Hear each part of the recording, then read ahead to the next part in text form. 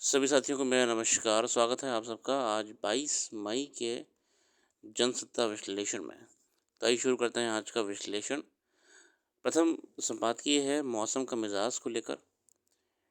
दुनिया भर में बढ़ते तापमान के दुष्परिणाम सामने आने लगे हैं। जलवायु विशेषज्ञों की राय है कि वैश्विक तापमान को अगर हम स्थिर नहीं रख पाए तो 1.5 डिग्री सेल्सियस तक सीमित रखने की सीमा को पार कर जाएंगे। हकीकत यह है कि जलवायु संकट हमारी तो देहरी तक आ पहुंचा है। इसे निपटने के लिए कहीं कहीं कोई संजीदगी दिखाई दिखाई देती। नतीजा ये है कि इसका प्रतिकूल असर अब भारत सहित दुनिया भर में दिखाई देने लगा है। कोई कारगर रणनीति नहीं बन गई तो गंभीर स्थिति उत्पन्न हो सकती है। इससे जनहानि और स्वास्थ्य का जोखिम बढ़ गया है। फिलहाल मौसम की बदली तस्वीर डराने लगी है। इसी हफ्ते जहां राजस्थान में भीषण लू से लोगों को सजग किया गया तो दक्षिण और पूर्वोत्तर भारत में बारिश की चेतावनी जारी की गई।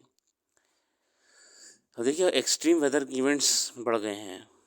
या तो अत्यधिक सूखा पड़ रहा है या अत्यधिक बाढ़ हो रही है या फिर अत्यधिक वर्षा हो रही है। मुंबई, दिल्ली, भोपाल, अहमदाबाद अन्य शहरों में गर्मी का जोखिम बढ़ता खतरे की घंटी है। इस समय देश के 57% जिले में जोखिम बताए जा रहे हैं। जिलों में 76% आबादी रहती है। गर्म रातों की संख्या बढ़ने से बड़ी संख्या में लोगों को सेहत पर असर पड़ेगा, क्योंकि रात में तापमान अधिक रहने से शरीर को आराम नहीं मिलता है। दरअसल इन इलाकों में गर्म रातों की संख्या बढ़ी है जहां आबादी सघन है। अब देखिए आपका ग्लोबल वार्मिंग का एक और नेगेटिव इम्पैक्ट ये है कि रातें जो कि अमूमन ठंडी होनी चाहिए, जो कि बॉडी के लिए भी ज़रूरी है, मगर वो भी गर्म होने लगी हैं। आपने अगर अर्बन हीट आइलैंड का कॉन्सेप्ट पढ़ा होगा तो कहीं ना कहीं हम जिन कंक्रीट जंगलों में रहते हैं वो भी इसके उत्तरदायी हैं। तो जो हमारा हमारा लक्ष्य था कि ग्लोबल टेम्परेचर को 1.5 डिग्री सेल्सियस तक रोक के रखना है, वो 2 डिग्री भी अगर टच कर गया, मतलब 0.5 डिग्री से भी टच कर गया तो हमारा जो ओवरऑल वेदर है वो इससे भी और बेहावे हो जाएगा और एक्सट्रीम वेदर इवेंट्स हमें देखने को मिलेंगे। देखते हैं कैसे हम इससे निपट पाएंगे।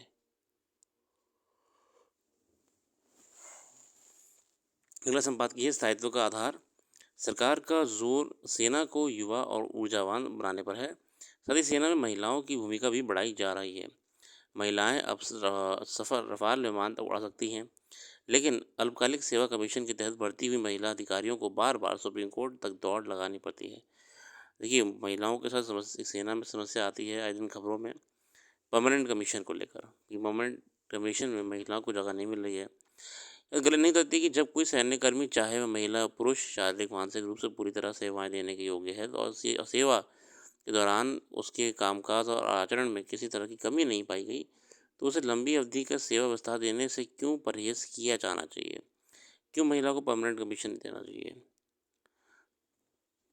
अल्पकालिक सेवा कमीशन के तहत भर्ती हुई एक महिला नौसेना अधिकारी को स्थायी कमीशन न दिए जाने पर सर्वोच्च न्यायालय ने गंभीर नाराजगी जाहिर की है। उस अधिकारी को स्थायी कमीशन देने का आदेश अदालत ने पहले ही दिया था, मगर उसका पालन नहीं किया गया। इसलिए भी अदालत की तलखी बढ़ गई। महिला अधिकारियों को स्थायी कमीशन ना दिए जाने पर लंबे समय से असंतोष है। सुप्रीम कोर्ट ने तो कई बार कहा है कि ये क्या लॉजिक होता है कि महिलाओं को आप परमानेंट कमीशन में नहीं रख रहे हैं, क्यों भेदभाव है सेना में इस चीज़ को लेकर? सेना नियमों के मुताबिक अल्पकालिक कमीशन में चयनित अधिकारियों को उनके कामकाज के प्रदर्शन के आधार पर पदोन्नति और स्थायी कमीशन देने का निर्णय किया जाता है, मगर महिला अधिकारियों के मामले में इस पर अक्सर संकुचित दृष्टिकोण ही देखा जाता है। अभी सर्वोच्च न्यायालय ने 69 ऐसे ही अधिकारियों का मामला लंबित है जिस पर अगस्त में सुनवाई होनी है। अदालत ने कहा कि अंतिम फैसला आने तक इन अधिकारियों को सेवा मुक्त ना किया जाए। इस तरह स्थायी कमीशन ना मिल पाने के कारण महिला अधिकारियों की तरफ से लगातार मिल रही शिकायतों के मद्देनजर ही नौसेना अधिकारियों के मामले पर फैसला देते समय सर्वोच्च न्यायालय ने फटकार लगाई। अदालत ने कहा कि यह बहुत हो गया है, सेना के अधिकारी अपना संकुचित नजरिए त्यागें और उदारता का परिचय दें। इस फटकार और नसीहत की सेना और सरकार कितनी गंभीर से लेती है, ये देखने की बात है। और देखिए तो कई बार ऐसा हो चुका, परमानेंट कमीशन और टेम्पररी कमीशन की बात मुद्दा सुप्रीम कोर्ट में कई बार उठा है। अगला संपादकीय अमेरिका नीति और कारोबारी ज़रूरत। अब वैसे भी एप्पल का मैन्युफैक्चरिंग इंडिया में लाया जा रहा है चाइना से, परमजीत सिंह बोहरा साहब कहते हैं, इन दिनों अमेरिकी राष्ट्रपति ट्रंप की टिप्पणियों से कई बार भारत के लिए असहज स्थिति पैदा हो जाती है। भारतीय अर्थव्यवस्था के विकास में ये बाधक ही साबित होगा कि ट्रंप के कहने पर एप्पल कंपनी भारत में अपने उत्पादन को अधिक विस्तृत ना करे। ट्रंप के वक्तव्य के बाद से भारत उद्योग जगत में ऊहापोह की स्थिति बनी हुई है। एप्पल कंपनी के साथ इस बात को लेकर पारस्परिक सहमति थी कि वह अपने वैश्विक विक्रय के लिए कुल उत्पादन का करीब 10% हिस्सा भारत में बनाएगी। प्रोडक्शन यहाँ पे इंडिया में भारी मात्रा में सेटअप करने वाली थी। ट्रंप के ताज़ा बयान के बाद अब संदेह जताया जाने लगा है कि वह भारत में उत्पादन कर पाएगा। आखिर ट्रंप ने ऐसा क्यों कहा? ये सब तमाम चीज़ें होती हैं, हम उसमें नहीं जाएंगे। अमेरिका पतन की नीति के चलते उन्होंने शुरुआत से ही चीन को अपने निशाने पर रखा है। उन्होंने चीन से आयात पर 145% शुल्क लगा दिया। जवाब में चीन ने भी 110% शुल्क अमेरिकी उत्पादों के आयात पर लगाया। मगर बाद में ट्रंप पलटते हुए देखे और अमेरिका और चीन के राष्ट्रपति के बीच इस बात पर सहमति हुई कि उन्हें शुल्क कम कर देना चाहिए। व्यापार को होता हुआ नुकसान देखकर दोनों देशों ने कहीं न कहीं अपने आप को बचाने के प्रयास करे, तभी मध्यम मार्ग में आ गए। हालाँकि एप्पल कंपनी ने भारतीय अधिकारियों से उसी दिन स्पष्ट कर दिया था कि अब अ, चाइना से एप्पल का प्रोडक्शन शिफ्ट करके इंडिया में लाना, ये चाइना भी नहीं चाह रहा है कि ऐसा हो।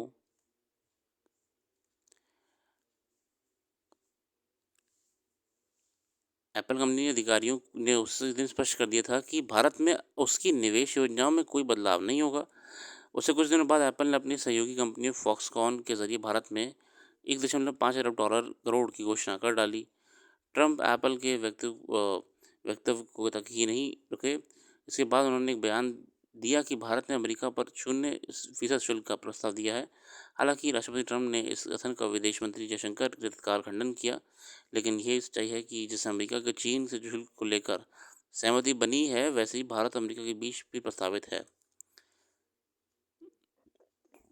उस बातचीत में क्या भारत अमेरिका के शुल्क के संबंध में अपना पक्ष में मना पाएगा? क्या भारत राष्ट्रपति ट्रंप को कारोबारी मोर्चे पर अपने हित में सहमत कर पाएगा? यह प्रश्न इन दिनों भारतीय राजनीति और अर्थव्यवस्था दोनों में उलझी हुई। ट्रंप के एप्पल पर दिए हालिया बयान के बाद एप्पल ने स्पष्ट कर दिया है कि उसकी रणनीति आपूर्ति श्रृंखला के मामले में चीन पर निर्भरता कम करने की है और इस मामले में उसे भारत मुफीद लग रहा है। उसी तरह में भारतीय अर्थव्यवस्था में मेक इन इंडिया को तरजीह दी गई और इस तरह प्रस्तावित किया गया था कि भारत आने वाले समय में उत्पादन के क्षेत्र में एक बड़ा आयाम तक जाना चाहता है। उस समय सरकार ने इलेक्ट्रॉनिक उत्पादों के लिए PLI production link incentive scheme के अंतर्गत यहाँ बात कर रहे हैं, भारत सरकार ने प्रयास करे मेक इन इंडिया है, फिर PLI स्कीम है। PLI मतलब आपका production linked incentive scheme.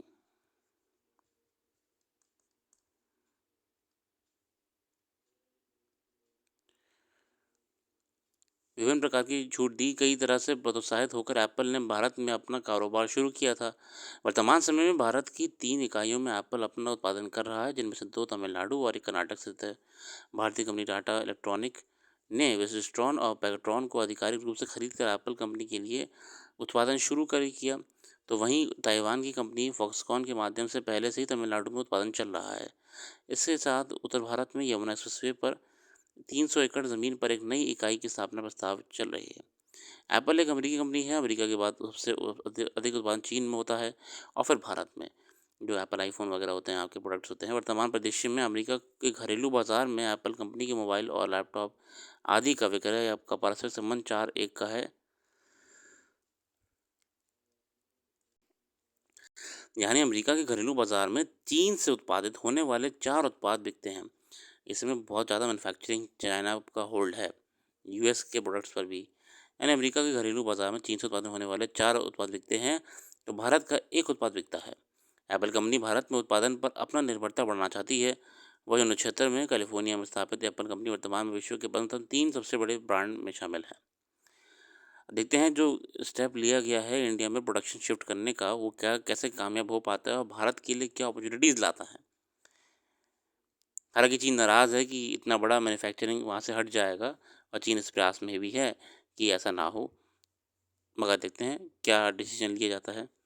Apple company का चीन में प्रवेश वर्ष 2000 के आसपास हुआ था, जब चीन की अर्थव्यवस्था अपना नया रूप के देने में अग्रसर थी। उस समय एप्पल को अमेरिका में विस्तार करने के लिए और अधिक प्रोत्साहन नहीं मिल रहा था, और वह चीन में मिल रहे प्रोत्साहन के चलते वहाँ अपना कारोबार बढ़ाने का सोच रहा था।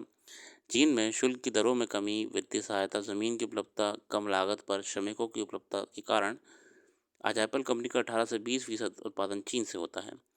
चीन की अर्थव्यवस्था ने अमेरिका के घरेलू बाजार में बहुत अधिक पकड़ भी बना ली है। इसके चलते अमेरिका की वैश्विक स्थिति चीन के सामने उतनी अधिक मजबूत नहीं है रही जितनी दूसरे मुल्कों के सामने है। इस परिदृश्य के कारण ट्रंप जब अपने दूसरे कार्यकाल में आए तो इस बात का अंदेशा पहले से ही था कि वह चीन को अपना निशाने पर रखेंगे। अमेरिका को भी अपने आप को मजबूत करना है व्यापारिक दृष्टिकोण से, और इसमें चीन ही है जो आपका लीड कर रहा है मार्केट को।